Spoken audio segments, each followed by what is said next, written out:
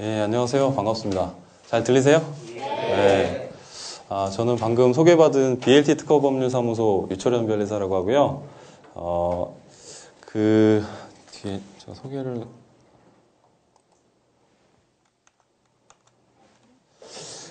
이제 저희 사무소를 간단하게 소개도 좀 드리고요. 제가 뭐 하는 사람인지, 변리사가 무슨 일 하는지는 아시죠?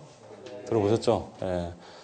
병아리 감별사 이런 얘기도 있는데, 변리사는 이제 특허를 취급하는 사람이고요. 그리고 이제 특허와 관련해서 기본적인 이제 특허 출원이라든가 이런 실무적인 절차부터 해서 그건 기본으로 하고요. 이제 특허와 관련돼서 이제 애플, 삼성 소송도 뉴스에서 많이 아마 보셔서 학생 여러분들도 아실 텐데, 특허 소송을 한다거나 심판 이런 법률적인 변호사가 할 수 없는 영역을 또 저희가 담당하는 부분도 있고, 그리고 좀 지금 최근에 와서 이제 많이 활성화가 되고 있고, 이제 사실은 막 시작하는 단계이긴 한데, 기술 이전, 특허 이전 이런 쪽도 좀 저희가 담당을 하고 있습니다.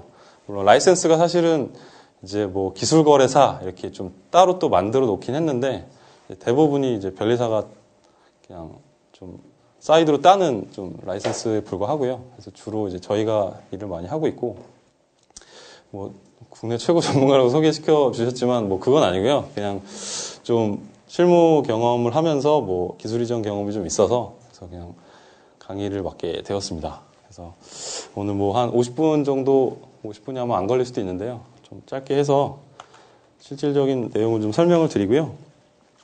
그리고 저는 이쪽 일을 주로 하고 있습니다. 그래서 이제 벤처 캐피탈 여러분들은 아마 아실 텐데 이제 초기 기업이나 이런 벤처 기업들 투자해서 이제 나중에 크게 부풀려서 엑시트하는 그런 모델 관련해서 그쪽 분들이랑 일을 좀 많이 하고 있어요. 그래서 강의를 의뢰해 주셨던 분들도 이제 DSC 인베스트먼트 하태현 성무님께서 좀 의뢰를 해 주셨는데, 그래서 이 창조경제타운도 좀 하고 있고요.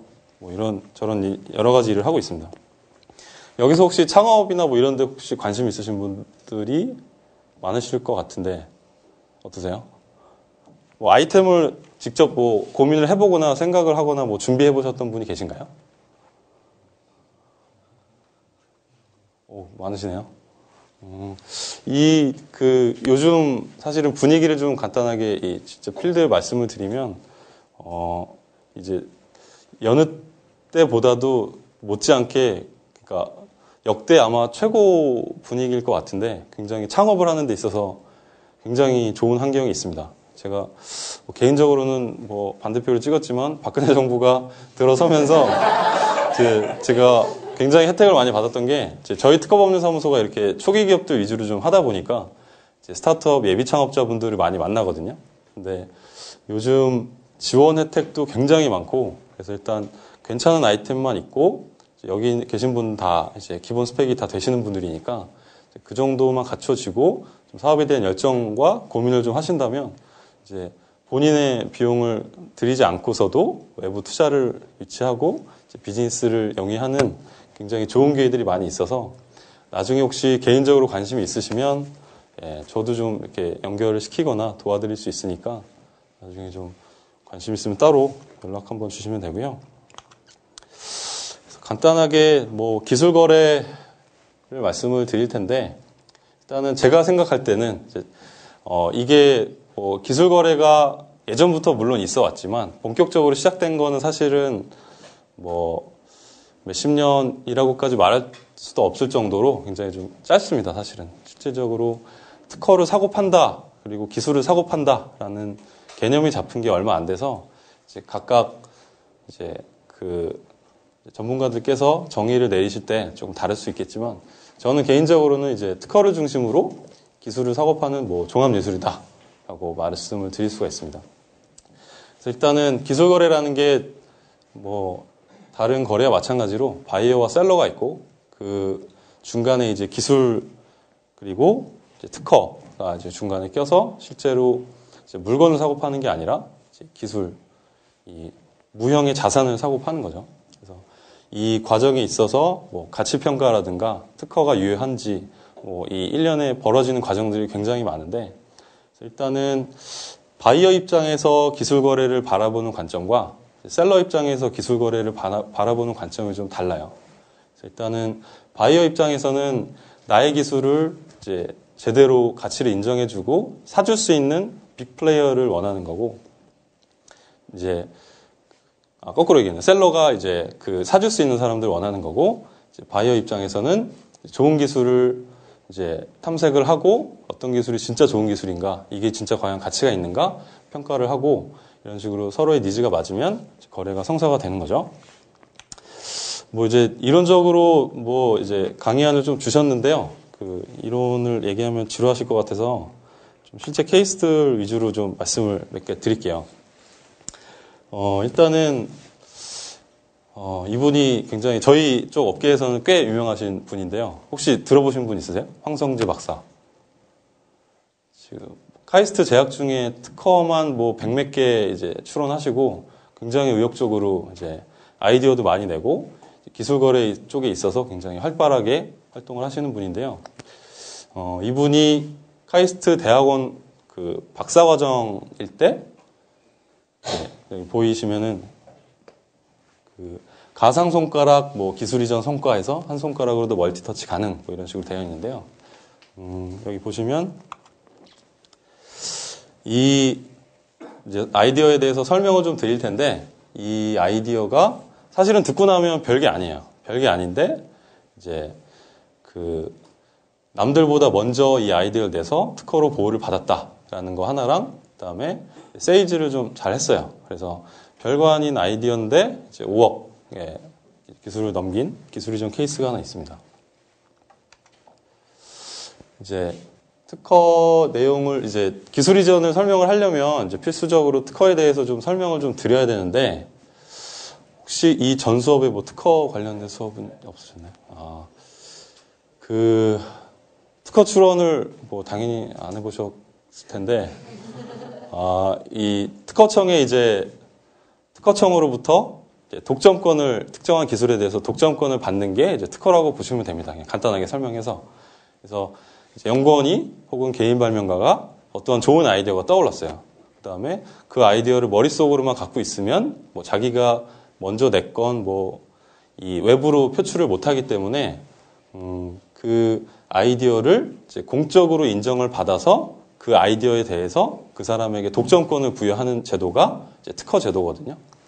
그래서 특허청에 이제 서류를 접수를 하면은 특허청 심사관이 이제 심사를 해가지고 이제 등록을 줄지 말지 이렇게 판단을 하고, 최종적으로 등록 결정이 내려지면 이런 식으로 등록 특허 공보라는 게 나와요. 특허청에서 발행을 하는데, 이 등록 특허 공보는 참고로 뭐 키프리스라는 사이트가 있거든요. 특허청에서 운영하는 사이트인데, 나중에 아마 한 번은 아마 들어가 보실 일이 있을 거예요. 이제 뭐 아이디어나 기술 거래 관련해서도 이제 선행 기술이나 뭐 쓸만한 기술이 있는지 서치하는 용도로 자주 쓰이는 사이트인데, 뭐 kipris.or.kr, kipris.or.kr이라는 사이트인데요. 이제 거기 가셔서 이제 키워드를 입력하거나 뭐 숫자 같은 거, 등록번호 같은 걸 입력을 하면 이런 식으로 특허를 조회할 수가 있습니다. 그래서 여기 보시면은 이제 지금 현재는 기술 이전이 돼가지고 이제 빅트로닉스라는 이제 회사 쪽으로 아예 넘어가게 보이는데, 원래는 특허권자가 카이스트였고 이제 발명자가 이제 황성재 박사 이렇게 되어 있고, 그래서 보통 연대도 그렇지만 이제 학부생이 뭐 특허를 내는 경우 뭐 거의 없고, 이제 대학원생들이 이제 랩실에 소속되다가 이제 아이디어 같은 거를 내면은 이제 연세대학교 산학협력단이라는 곳에서 특허를 관리해요, 일괄적으로.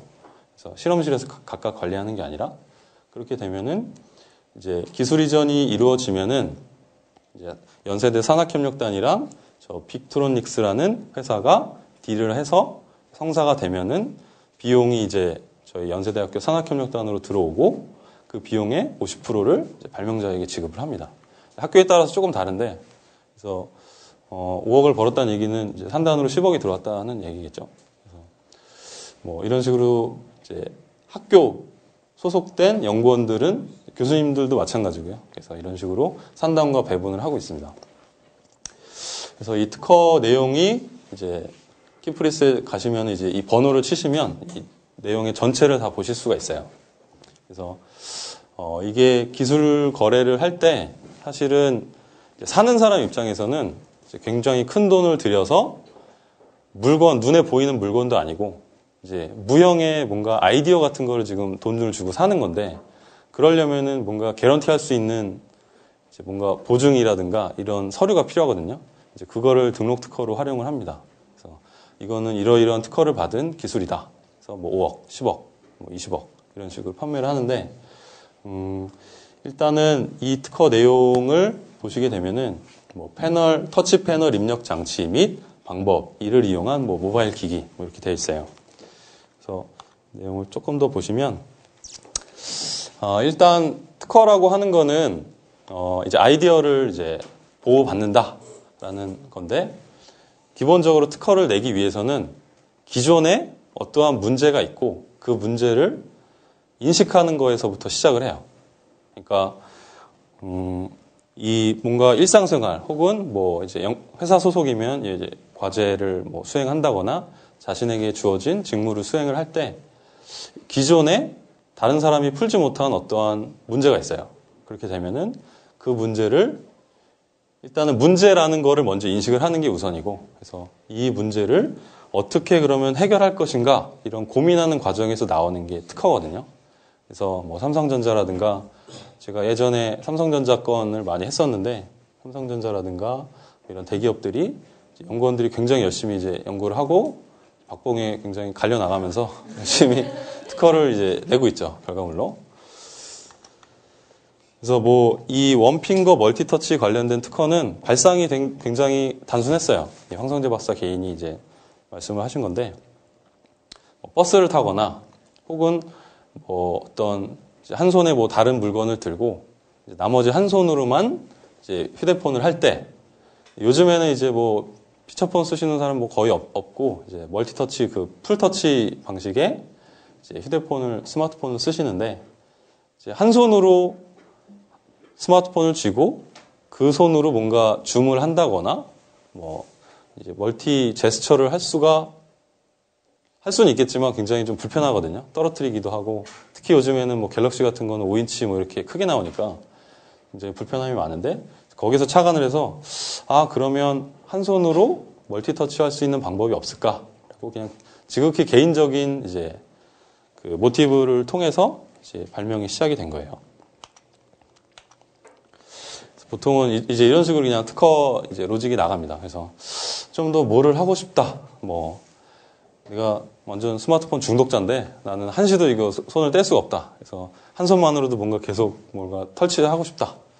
근데 요즘엔 스마트폰이 굉장히 커지고 멀티터치라는 거는 최소 2개 이상의 손가락이 필요하기 때문에 한 손으로 이제 이걸 하기가 너무 불편하다. 그렇다면 뭐 한 손가락으로도 멀티터치 할 수 있는 방법이 없을까라는 고민을 통해서 이제 이런 아이디어가 나온 거예요. 아이디어는 굉장히 심플해요, 사실은. 듣고 나면 별거 아닌데 장황하게 막 설명을 했거든요. 근데 일단은 이 전면 패널에 특정한 한 지점에 손가락을 놓고 일정 시간을 기다려요. 기다리면 예를 들어 뭐 1초면 1초 이렇게 세팅한 시간이 있을 텐데, 그 세팅한 시간이 지나면 이 가운데 기준점을 중심으로 해서 대칭되는 위치에 가상의 손가락이 쓱 하고 이렇게 생겨요. 그래서 이 한 손을 움직이면 이 대칭점에 따라서 이 가상의 손가락이 따라서 움직이는 아주 지극히 그냥 되게 단순한 방식인데, 이거를 멀티터치로 인식을 해서 이게 좁아지면 뭐 화면을 작게 하고, 이거를 뭐 서로 멀어지는 방향으로 벌리면 이제 화면이 커지고, 이런 식의 뭐 듣고 나니까 별거 아니시죠? 네, 이게 근데 이제 처음 이 아이디어를 냈다는 게 굉장히 의미가 있는 거예요. 특허라는 게 사실은 이제 다 듣고 나오면 별거 아니고, 뭐 애플은 뭐 둥근 모서리를 특허로 냈네, 뭐 이게 말도 안 되네, 막 미국 특허청의 농간이네, 막 이런 얘기를 하는데, 사실은 이제 특허를 받을 수 있는 가장 첫 번째 요건은 신규성이거든요. 그러니까 기존의 아이디어와 차별화된 무언가 알파가 있을 것이 이제 가장 첫 번째 단계고, 두 번째는 신규성을 갖췄으면 그럼 다 특허를 받을 수 있느냐? 그건 아니고요. 그다음에 진보성이라는 또 절차가 있는데, 새롭기만 할 뿐만 아니라 새로우면서 뭔가 과거의 문제점을 효과적으로 해결할 것, 이런 요건이 필요하거든요. 그래서 그 기준으로 놓고 봤을 때는 너무 터무니없다라고만 생각할 수는 없는 게, 일단은 이런 방식이 원래 없었고, 그래서 한 손가락으로 뭔가 멀티터치를 하겠다라는 식의 이런 GUI가 없었고, 두 번째로는 뭔가 한 손으로도 이제 멀티터치가 가능하게 문제 해결을 했다라는 걸 인정을 받아서 이제 등록이 된 거예요. 그래서 특허는 보통 이런 식으로 다 이루어집니다. 그래서 뭐 애플의 뭐 예를 들어 밀어서 잠금 해제도 특허로 나와 있거든요. 물론 이제 뭐 무효가 되고 하긴 한데, 일단은 기존에 없던 아이디어를 낸 자체를 일단 보호를 해주고, 그 아이디어가 가치가 있다면 이제 실제 필드에서 사용이 되고 양산에도 적용이 되고, 이제 뭐 자기가 직접 뭐 제조 안 할 거면 다른 사람한테 팔아서 기술 이전을 하고, 이런 식의 과정이 이루어집니다.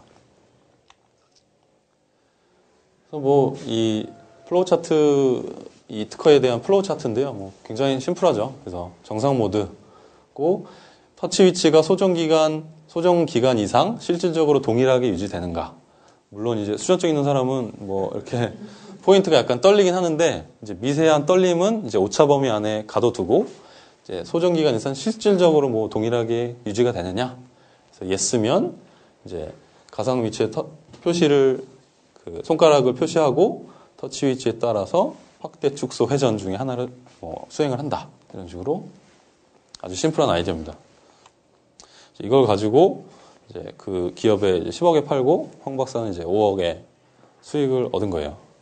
그래서 여러분들도 지금 이제 아마 지금 머릿속에서 무슨 생각하실지 알 것 같은데, 뭐 이런 거 가지고 특허를 내고 이런 걸 뭐 5억에 사나 10억에 사나라고 하실 텐데, 일단은 어차피 거래라는 거는 이제 사인 간의 이제 합의에 의해서 이제 이루어지는 거니까, 뭐 이런 말도 안 되는 특허도 뭐 10억에 팔릴 수도 있고 500억에 팔릴 수도 있고요. 어차피 당사자 간 딜만 성사가 되면 가능한 일입니다.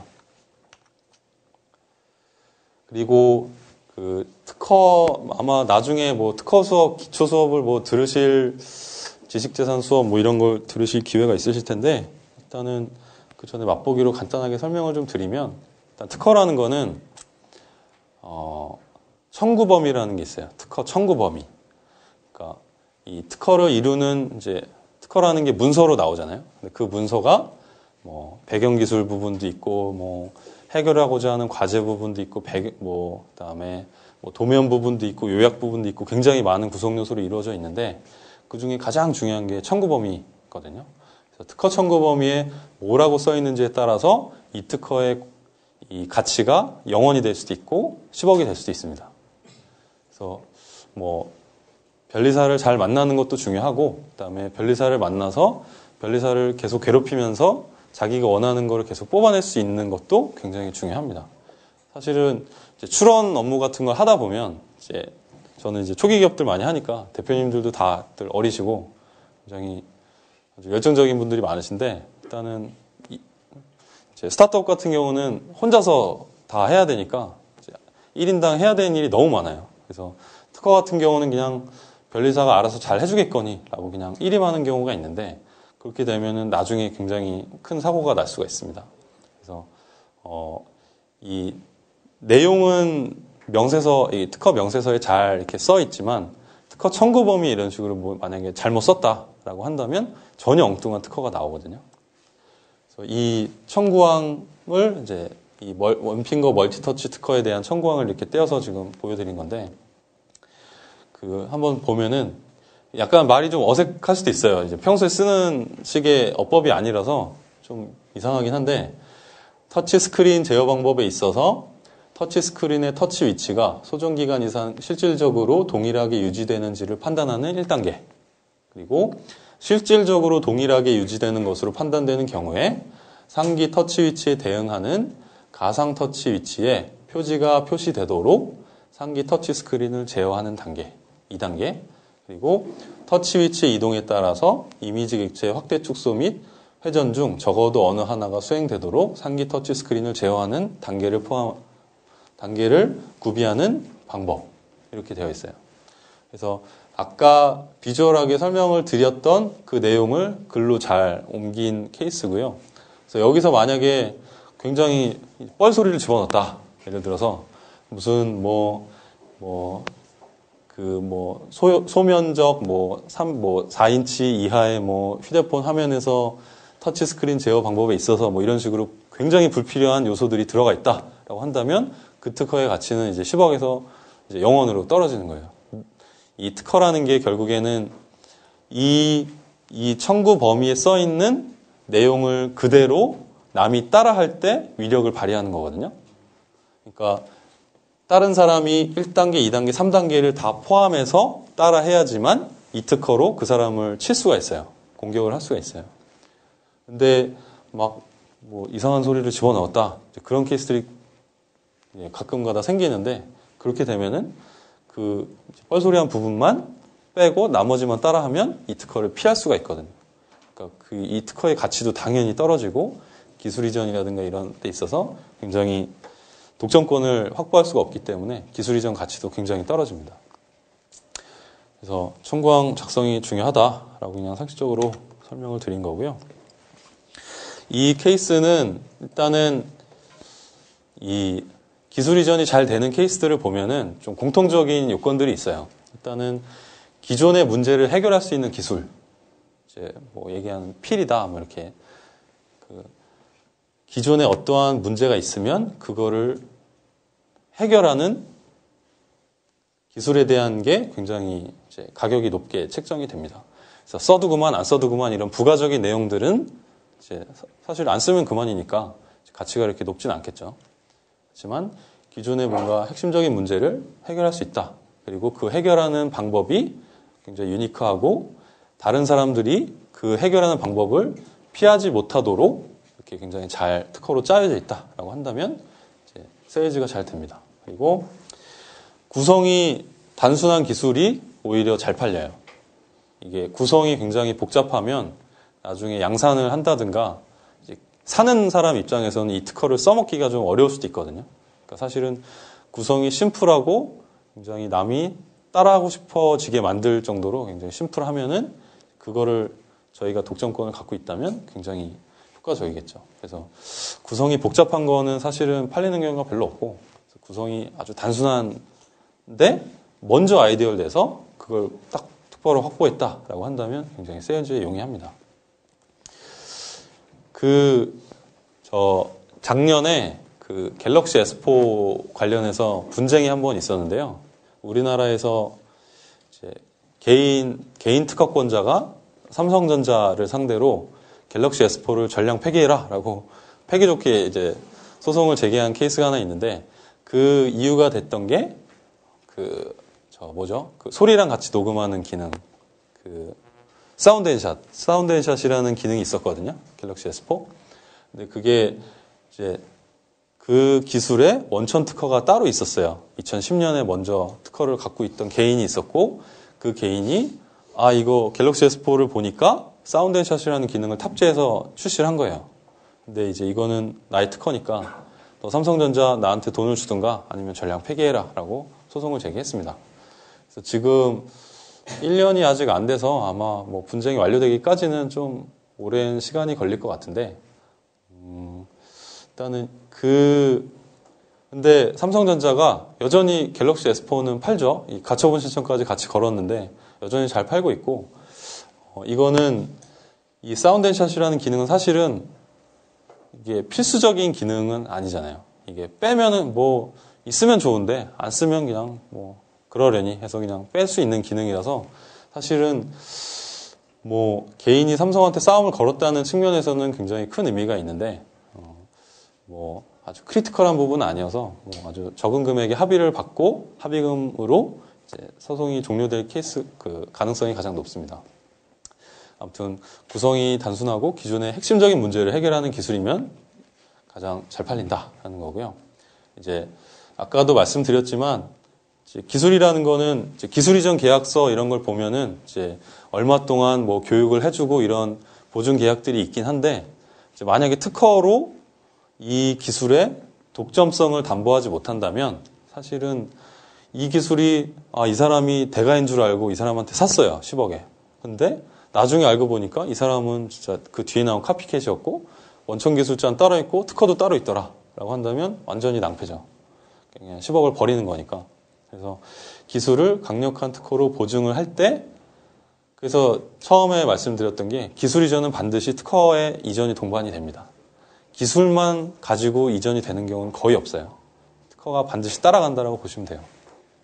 그리고 네 번째는 좀 이제 예외적으로 마케팅 파워인데, 이제 황성재 박사가 이 멀티터치 이거 전에도 약간의 실적들이 있었거든요. 그래서 저희 업계에서는 좀 유명해서 세일즈가 좀 더 잘 될 수 있었던 것 같습니다. 그래서 만약에 제가 냈으면 아마 5억엔 안 팔렸을 수도 있어요. 그냥 무시당했을 수도 있는데, 황성재 박사가 냈다라고 했으니까 이제 좀 집중도가 생기고 이제 관심을 보이죠, 바이어들이. 일단 첫 번째 건은 이랬고, 두 번째 건 같은 경우는 실제 이제 저희가 담당했었던 기술 이전 사건인데요. 오발신 자동 차단 관련된 기능이었어요.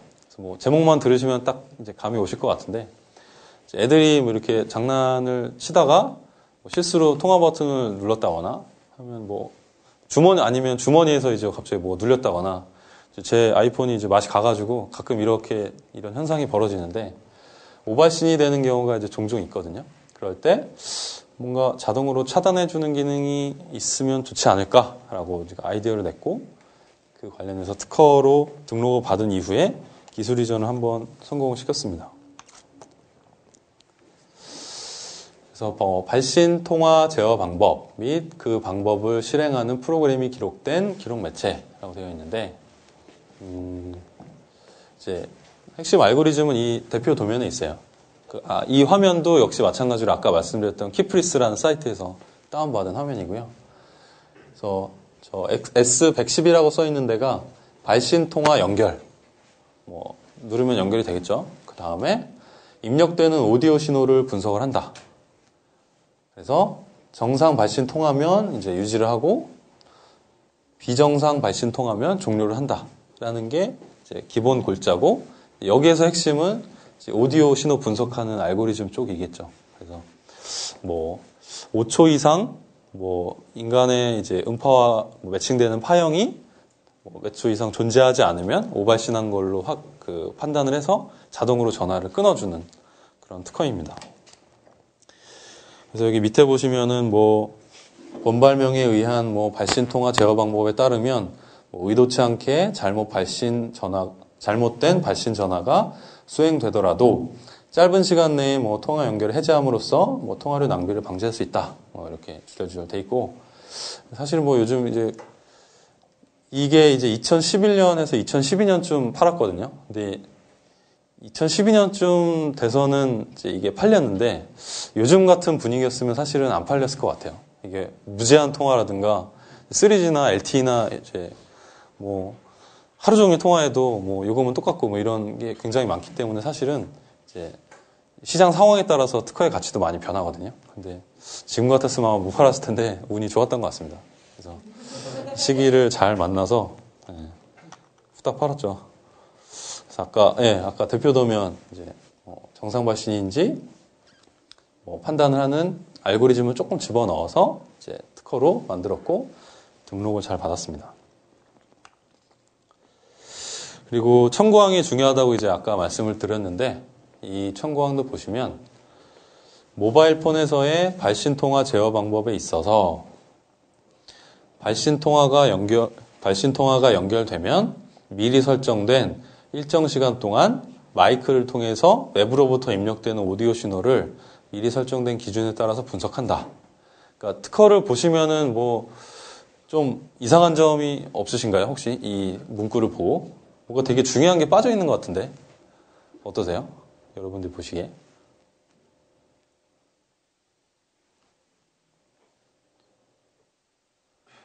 오디오 신호를 미리 설정된 기준에 따라서 분석한다라고 되어 있는데, 어떻게가 빠졌어요. 어떻게 분석하겠다. 어떤 알고리즘을 통해서 이런 경우는 이제 이게 정상 통화고 어떤 경우면 비정상 통화다라는 알고리즘이 빠져 있거든요. 근데도 이거 그대로 등록이 됐어요. 이 이유가 뭐냐면 이러한 기본적인 개념 자체가 새로웠기 때문에 등록을 받을 수가 있었던 거예요. 그러니까 오디오 신호를 미리 뭐 어떤 기준에 따라서 그냥 뭐 분석을 하고 이걸 가지고 그 전화를 자동으로 끊어주겠다라는 그 개념, 이 프로토타입 자체를 이제 특허로 인정을 해준 거예요. 그래서 어떠한 알고리즘을 쓰든지 간에 이런 식으로 따라하게 되면은 이제 이 권리 안에 들어와서 저희가 이제 공격을 할 수가 있는 거예요. 그래서 좀 웃으시는 분도 계신데 이런 식으로 그 기존에 없었던 내용을 먼저 선점을 하게 되면 이런 식으로 파워풀한 특허가 나올 수가 있습니다. 어차피 특허라는 게 누가 먼저 냈는지의 싸움이라서 하루라도 빨리 먼저 낸 사람이 그 권리를 갖고 갈 수가 있어요. 그래서 예전에 더 어이없는 케이스가 하나 있는 게 1990년도에 딱 90년도에 삼성전자가 김치냉장고에 원천 특허를 냈어요. 90년이면 사실은 그때 김치냉장고가 없었을 시기거든요. 제가 기억하기로는 한 90년 후반쯤 아마 만도 쪽에서 처음 나왔던 것 같은데 원천 특허는 오히려 삼성이 먼저 갖고 있었어요. 그래서 그 특허를 보면 청구항이 그 김치의 숙성 정도를 선택을 하고 그 숙성 정도에 따른 기간만큼 김치를 보관한다가 특허의 내용에 다였어요. 근데 이게 등록이 됐거든요. 등록이 되고 삼성이니까 뭐 다른 사람한테 기술 이전할 필요는 없고 자기가 갖고 있다가 실제 김치냉장고들이 팔리면서 매출이 발생하고 시장이 점점 커지니까 그 이후에 이제 각 업체들한테 소송을 제기해서 로열티를 받았어요. 그래서 그 어이없는 특허인데 빨리 냈기 때문에 90년도면 사실 김치냉장고도 없고 김치를 무슨 어떤 장치에 김치면 당연히 항아리에 보관하는 게 상식인데 그 당시는 근데 이거를 뭔가 냉장고를 이용해서 뭔가 보관을 하겠다라는 새로운 개념 자체를 보호해 준 거예요. 그래서 그 특허로 이제 매년 얻었던 수익이 뭐 한 300억 이상 되는 걸로 알고 있어요. 그 특허 하나 때문에. 그래서 지금 보면 어이없죠. 네. 궁금한 게 있는데 네네. 삼성 소송을 제기했기 때문에 네. 좀 가능했던 그런 것도 있지 않나요? 그렇죠. 아무래도. 예. 이게 좀 작은 기업이었으면 사실은 그 뭐 좀 무시하고 뭐 쓴다거나 했을 텐데 이제 삼성이 소송을 제기했기 때문에 조금 더 이제 경각심을 갖고 이제 소송도 좀 이 볼륨도 커지고 이제 소송을 제기하려면 이 자기가 낸 속가의 몇 프로를 인지대로 내야 되거든요. 뭐 법학 전공 법학 수업을 뭐 들으신 분이 계신지 모르겠는데 그래서 인지대라는 게 있어서 아무리 개인이 이제 큰 손해를 입어도 그 인지대를 감당할 능력이 없으면 사실 소송을 못 해요. 이제 뭐 1,000억짜리 소송을 한다라고 하면 인지대가 뭐 0.3%인가 하니까 뭐 30억인가 뭐 이걸 인지대로 내야 되거든요. 그 소송 소장을 접수를 시키려면 법원에 그렇기 때문에 이제 그 정도 볼륨이 있기 때문에 이제 가능했던 일이 아닐까 싶습니다. 근데 그거 아니어도 사실은 그런 케이스는 꽤 많아요. 이제 먼저 아이디어를 선점해서 이제 다른 사람들 괴롭히고 이제 돈을 받아내고 뭐 그런 것들이 있는데 이것들은 이제 계속 강조를 드리지만 일단 먼저 누구보다 빨리 그 아이디어를 냈다라는 것 그 자체를 일단 보호를 해주는 거예요.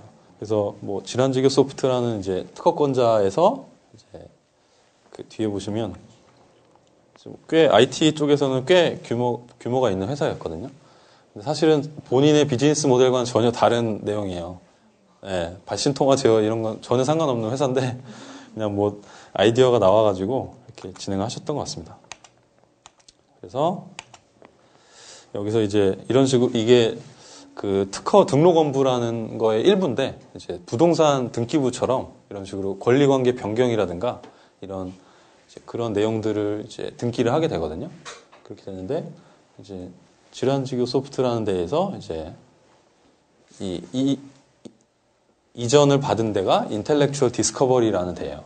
근데 이제 인텔렉추얼 디스커버리를 줄여서 이제 ID라고 저희 업계에서는 부르는데 이게 좀 굉장히 특별한 조직입니다. 그래서 우리나라에서 삼성, 뭐 LG 이런 대기업들이 이제 몇십억씩 출자를 해가지고 이제 이런 조직을 하나 만들었어요. 그래서 계속 지금 우리가 해외에서 소송을 당하고 내가 지금 특허괴물한테 계속 뜯기고 있는데 우리 이러지 말고 한번 조직을 만들어서 뭐 공동으로 대응해보자.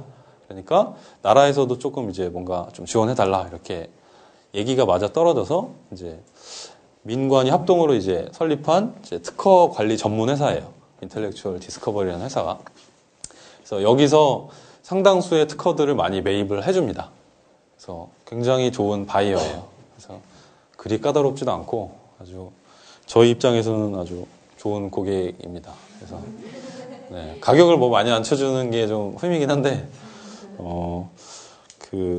사실은 실제 필드에 나가보면 기술 이전이 굉장히 어렵거든요. 말은 되게 쉽게 하는데 사실은 아니 그거 뭐 무슨 그게 아이디어야 뭐 내가 더 좋은 아이디어 있어 뭐 이렇게 보통 남의 아이디어를 사실 존중을 안 하는 분위기도 조금은 이제 영향을 미치는 것 같고 그리고 이 유형의 물건이면 뭔가 내가 이 값을 지불하는 가치가 있다라고 여기는데 본능적으로 사람들이 근데 무형의 종이를 하나 받으면서 10억을 낸다라는 행위를 쉽게 받아들이지 못하는 것 같아요. 우리 정서상 미국은 이게 엄청나게 활발하게 이제 이루어지고 있거든요. 그래서 연해서 뭐 이 기술 이전 건수도 뭐 수십만 건 이상 뭐 이렇게 활발하게 움직이게 되는데 우리나라는 사실은 그렇게 많은 케이스가 일어나지도 않고 그리고 이 기술이 결국에는 침해를 당했을 때 그걸 구제할 수 있는 게 특허인데 사실 우리나라 법원에서 손해배상액을 크게 안 때리거든요. 그러니까 특허를 갖고 있는 의미가 많이 퇴색되는 경우가 있어요. 실무적으로 봤을 땐. 그래서 이제 법원이 이제 침해나 뭐 손해배상 산정액을 늘려야 된다라고 이제 저희가 주장을 좀 많이 하고 있는데 그래서 뭐 삼성 애플 미국에서는 삼성이 애플한테 처음 배상액 때려 맞은 게 3조인가 그랬었어요. 3조. 그 밀어서 잠금 해제, 뭐 바운스백 이런 둥근 모서리 이런 사실 별거 아닌 뭐 UX, UI 정도의 내용들을 가지고 3조를 때렸는데 우리나라에서는 1심 판결 나왔던 게 5천만 원이었거든요. 그래서 물론 삼성이 속가를 그렇게 좀 낮게 산정한 이유도 있지만 일단 기본적으로 우리나라에서 이렇게 특허를 아주 높게 평가하고 있지는 않습니다. 사실은 미국에 비해서 시장 규모가 작은 것도 있고 그래서 뭐 대기업들 입장에서는 차라리 로얄티를 주거나 기술 이전을 해서 사오느니 나중에 일단 그냥 따라하고 나중에 문제가 되면 소송으로 해결하자라는 좀 의식도 좀 있는 것 같고 좀 사실 문제가 있는 영역이긴 해요. 그래서 저희가 이제 이런 게 의외로 활발하진 않은데 인텔렉추얼 디스커버리가 혜성같이 나타나서 아주 특허들을 아주 많이 사주고 있습니다. 굉장히 고맙게 생각을 하고 있고요. 그래서 이 두 번째 케이스 같은 경우는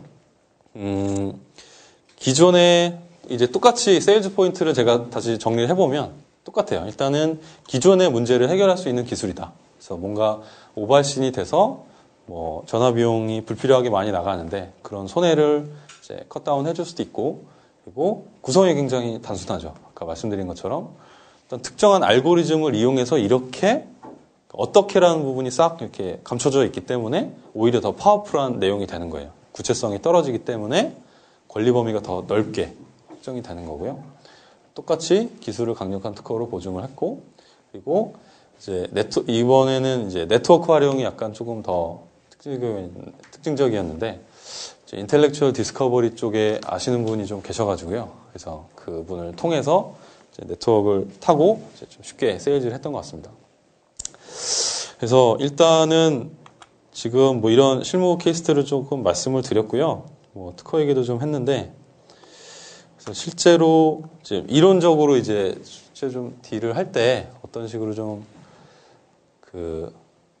이제 거래 상대방을 찾는 게 일단은 이제 일단 기술을 개발했고 내가 기술을 이제 완성을 시켰어요. 이 기술을 누군가에게 팔고 싶어요. 이제 셀러 입장에서 봤을 때 그렇게 되면은 과연 이 기술을 누가 사줄 수 있느냐를 선정을 하는 작업이 가장 먼저 선행이 돼야 돼요.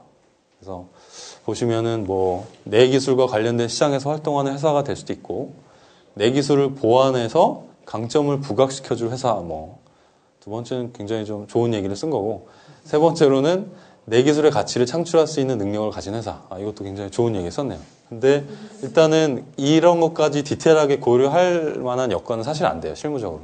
그냥 일단 이제 원래는 정석적인 거는 일단 시장 분석을 하고 이제 이 특허와 관련된 기업이 어떤 게 있는지 조사를 한 다음에 이제 뒤에 뭐 아마 쭉쭉 나올 텐데 이 시장을 조사를 하고 타겟팅을 먼저 딱 하는 방법이 있거든요. 그리고 이 여러 이제 바이어 후보군이 있는데 이 바이어 후보군들 중에서 얘는 뭐 이제 뭐 10억 이상 지불할 능력이 안 되니까 얘는 빼고 뭐 얘는 어떠한 뭐 다른 사정이 있어서 빼고 얘는 다른 비슷한 기술을 이미 갖고 있기 때문에 빼고 이런 식으로 후보군을 추린 다음에 이제 제안을 원래 해야 되는 게 원칙적인 건데 이제 실무적으로는 사실은 이제 그렇게 할 수는 없고요. 그렇게 제끼다 보면 아무도 없거든요. 그래서 일단은 저희가 어떤 식으로 하냐 하면 일단은 관련된 쪽에 많이 찌릅니다. 그래서 찌르고 다니기도 하고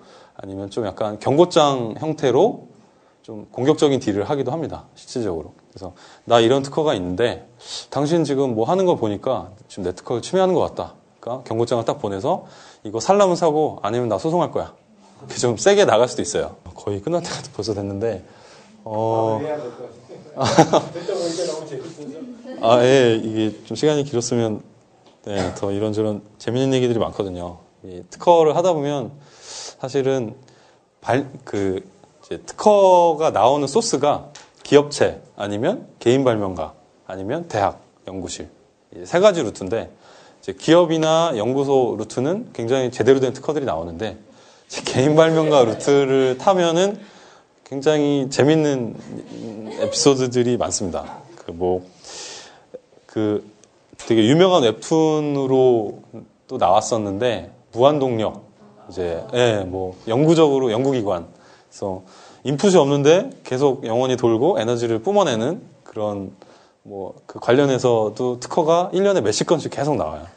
계속 특허청에서 무시를 당하고 있긴 한데 이제 심사관이 그 내용을 보면은 아예 보지도 않거든요. 이제 뭔가 퍼페추얼 뭐 이런 식으로 뭐 연구 뭐 이런 영원히 무한 뭐 이런 얘기가 있으면 사실은 이제 덮어놓고 그냥 빼거든요. 산업상 이용가는 거 없으니까 거절 이렇게 그냥 진짜 이런 식으로 제대로 검토를 안 하거든요. 근데 그래도 이제 발명가들은 꿈을 안고 이건 맞을 거야. 이거는 내 기술에 대한 확신이 있고 실제로 저도 한번 만나본 케이스가 있어요. 진짜 본인이 이렇게 완성을 했다. 그래서 실제 제가 그때 뭐에 홀렸었는지 대전까지 내려가서 제가 그 기술을 한번 봤었는데 굉장히 후회를 했습니다. KTX 값도 아깝고 뭐 그런 케이스도 있고 뭐 최근에 뭐였더라? 어이없는 것 중에 지구와 달을 케이블로 연결을 하겠다. 해저 케이블로. 그래서 사람들이 왔다 갔다 왕래를 자유롭게 할 수 있도록 하는 그런 해저 케이블에 대한 뭐 특허도 있고요. 굉장히 그러니까 뭐 우주 케이블에 대한 특허도 있고 굉장히 뭐 재밌는 케이스들이 있는데 아무튼 어쨌건 간에 이런 아이디어들은 이게 정제해서 이렇게 나오는 경우도 많은데 일단 무작위로 조금 뭐 이런저런 상상을 많이 하면서 그 과정에서 다듬어지는 거거든요. 그래서 외부에 나 이런 아이디어가 있는데 뭐 창업 좀 한번 해볼까 뭐라든가 이런 식으로 외부의 아이디어를 알리면 알릴수록 조금 이제 더 정제가 되거나 이런 식으로 좀 고퀄리티로 이제 될 확률이 높습니다. 아무튼 너무 처음 아이디어부터 뭐 완벽할 수는 없으니까요. 그래서 좀 혹시 관심이 있으시다면 좀 지속적으로 노력을 하시면 좋을 것 같고요. 그래서 좀 마무리해야 될 것 같은데 일단 특징 뭐 이러한 대상 기술이 있다라고 했을 때 이런 샘플을 가지고 이제 어떤 식으로 이제 바이어들을 물색해 나가느냐 이런 실무 좀 이론적인 내용들이 쭉 있는데 일단은 뭐 기술이 있었고 이 분야가 이 기술이 적용될 수 있는 게 뭐 어디다라고 일단 필드를 정하고 그러면 그 필드에서 활동하고 있는 회사들이 어디냐 이제 뭐 삼성 뭐 어디 이렇게 되어 있죠. 그래서 뭐 이런 업체들을 1차적으로 필터링을 한 그다음에 여기서 이제 구체적으로 이제 제해 나가는 거예요. 그러니까 모든 사람한테 다 뿌릴 수도 있어요, 사실은. 실무적으로 그렇게 하는 경우도 있고. 그래서 무슨 뭐 이제 제약 관련된 발명 같은 경우는 뭐 어디 동아제약 갔다가 뭐 어디 갔다가 무슨 다른 제약회사 갔다가 이렇게 많이 딜이 돌기도 하는데 이제 이론상으로는 이제 일단은 타겟을 깔끔하게 정리해 놓고 이제 몇 가지만 집중해서 이제 딜을 하는 게 좋다라고 하는 거고요. 그래서 뭐 마켓 사이즈라든가 뭐 그래서 이 기술을 실제 살만한 애들은 이 사업은 굉장히 볼륨이 크기 때문에 작은 기업들은 못하고 뭐 이런 식으로 조건들을 설정해서 이제 바이어들을 추려 나가는 과정이에요. 그래서 뭐 이 자료는 공유가 혹시 되죠? 예. 그래서 이 자료는 뭐 그냥 한번 읽어보시면 뭐 그냥 그렇구나. 뭐 이런 식으로 잘 정리가 되어 있으니까요. 그래서 뭐 이제 기업 사정이라든가 내부적인 사정도 고려가 되고 마켓이 가장 메인 포인트가 되겠죠. 기술 성숙도부터 해서 뭐 이제 뭐 경쟁 기술이 있어서 이제 경쟁 기술을 누르기 위해 이제 색다른 기술을 찾고 있는 바이어면 이제 더 좋겠죠. 그래서 이런 그 기업들 간의 경쟁 관계라든가 이런 것도 좀 파악을 해야 되는데 사실 그게 쉽진 않고 그래서 뭐 이런 중에서 뭐 몇 가지 업체를 이제 계속 추려 나가는 거죠. 이런 기준에 따라서. 그래서 일단은 셀러 입장에서 이제 말씀을 드린 거고요. 그래서 바이어 입장에서는 사실은 이제 그 좋은 기술을 이제 찾는 게 또 이제 또 완전히 다른 측면의 또 얘기거든요. 그래서 이런 거 같은 경우는 그 좀 별도의 과정으로 한번 나중에 혹시 기회가 되면은 다시 한번 말씀을 드리고요. 일단 아주 개략적으로 그냥 기본적인 내용만 설명을 드렸고, 그래서 나중에 혹시 궁금한 게 있으시면 따로 한번 연락을 주시면 제가 아는 한도 내에서 성실하게 답변을 해드리겠습니다. 맨 뒤에 아마 연락처가 네, 뭐 이렇게 그냥 쳐 나가는 건데요. 그냥 보시면 아마 맨 앞에 네네. 그래서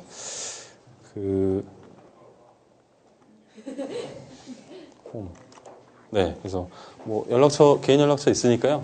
아니면 명함을 드릴 수도 있으니까 명함 혹시 필요하시면 네, 따로 말씀을 해주시고요. 뭐 짧은 시간에 좀 주저리 뭐 두서없이 말씀을 막 드린 것 같은데 네, 일단 들어주셔서 감사드리고요. 네, 수고하셨습니다. 감사합니다.